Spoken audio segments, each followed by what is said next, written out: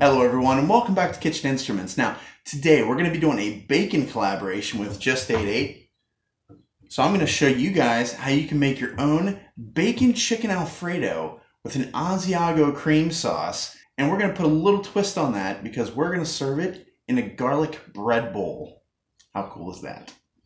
Alright, so I know what some of you are thinking. You're thinking bacon chicken Alfredo with an Asiago cream sauce in a garlic bread bowl? That sounds amazing! And you're right, it is. So let's do it.